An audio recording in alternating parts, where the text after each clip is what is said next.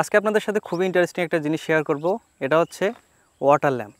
এই ল্যাম্পটা জ্বালানোর জন্য এক্সট্রা কোনো ব্যাটারি ব্যবহার করতে হয় না, শুধুমাত্র লবণ পানি দিয়েই এই ল্যাম্পটা চলে। কিন্তু সমস্যার ব্যাপার হচ্ছে এটার দাম। আমরা হয়তো বাংলাদেশে প্রথম সারির দিকে ব্যবহার করতেছি, এই কারণে তুলনামূলক এটার দামটা একটু বেশি, প্রায় 750 টাকার মতো। হয়তো বা ইন ফিউচারের দাম কমতে পারে। তো যাই হোক, এখানে লাইটেনিং টাইম বলা আছে 120 ঘন্টা। 120 ঘন্টা বলতে কী বোঝাচ্ছে এক্স্যাক্টলি এটা আমরা টেস্ট করলে বুঝতে পারবো। সেই সাথে এখানে আরও একটা প্রশ্ন থেকেই যায়, আমি ল্যাম্পটা কি লবণ পানিতে একবারই ব্যবহার করতে পারবো, নাকি বারবার ব্যবহার করতে পারবো, বা কতবার ব্যবহার করতে পারবো? এটা আমরা টেস্ট করে দেখবো প্র্যাকটিক্যালি। চলুন, এই বক্সের উপরে ইন্ডিকেট করে দেওয়া আছে লাইটিং টাইম 120 ঘন্টা, অ্যাড ওয়াটার শেক, মানে লবণ পানিতে মিক্সড করতে হবে। অপোজিট সাইডে আছে water power emergency salt water lamp. এখানে আরও নিচে আছে maximum current 100 milliampere, maximum power 0.5 watt, storage time 5 to 10 years, আরও অনেক বিষয় বলে দেওয়া আছে। এখন আমরা এটাকে আনবক্সিং করে দেখি। এটার সামনে এরকম একটা অন অফ সুইচ আছে, 3টা এলইডি লাইট আছে। আর অপোজিট সাইডের কথা যদি বলি, বিভিন্ন বিষয় ইন্ডিকেট করে দেওয়া আছে কীভাবে লবণ পানি মেশাতে হবে, এটার ক্যাপাসিটি কেমন। যদি আমরা এগুলো বিষয় আগে দেখে নিয়েছি। আর এটার ভিতরের কথা যদি বলি, ইলেকট্রোড আছে আর কিছু সার্কিট আছে। এ ধরনের সল্ট ওয়াটার ল্যাম্পগুলো এমন সব জায়গাতে ব্যবহার হয় যেখানে ইলেকট্রিসিটি খুব কম সরবরাহ আছে। যেমন আমার পিছনে দেখুন, এই জায়গাতে সোলার পাওয়ার দিয়ে মোটর চলে। আবার আমার সামনের কথা যদি বলি, এটা একটা নদী এলাকা। এই ধরনের এলাকাগুলোতে আমরা এই ওয়াটার পাওয়ার ল্যাম্প চালাতে পারি।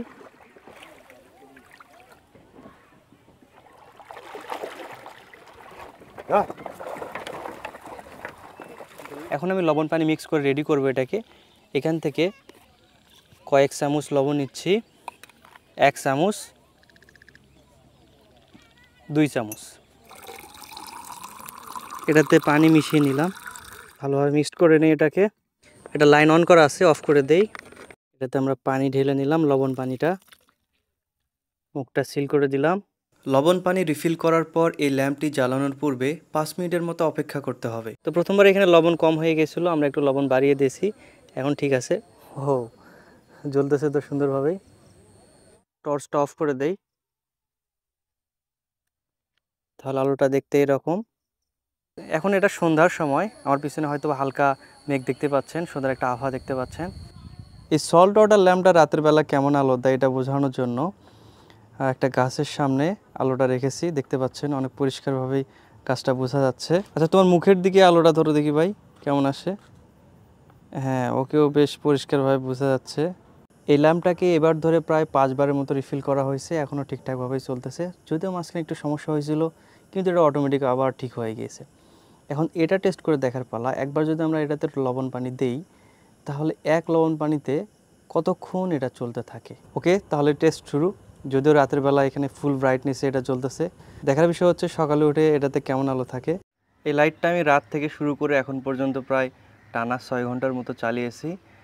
এখন যদি দেখায় আপনাদের, সকাল 5:54 বাজে। রাত থেকে শুরু করে এখন পর্যন্ত ব্রাইটনেস প্রায় আগের মতো আছেই বললেই চলে। আরও একটা বিষয় হচ্ছে, এতক্ষণ ধরে টানা চলার পরও এই লাইটটা গরম হয়নি। সার্কিটটা, লাইটের অংশগুলো গরম হয়, ঠান্ডায় আছে। লাইটের যদি ভিতরের অংশটা খুলি, পানিটা অনেকটাই সাদা কালারের মতো একটা কালার হয়ে গিয়েছে। এই লাইটটি ব্যাটারি ছাড়াই কিভাবে কাজ করে এটা দেখার জন্য খুলে দেখি। প্রথমে এরকম একটা মেটাল দেখতে পাচ্ছি, যেটা স্ক্রু দিয়ে আটকানো আছে। এটা ম্যাগনেসিয়াম দণ্ড।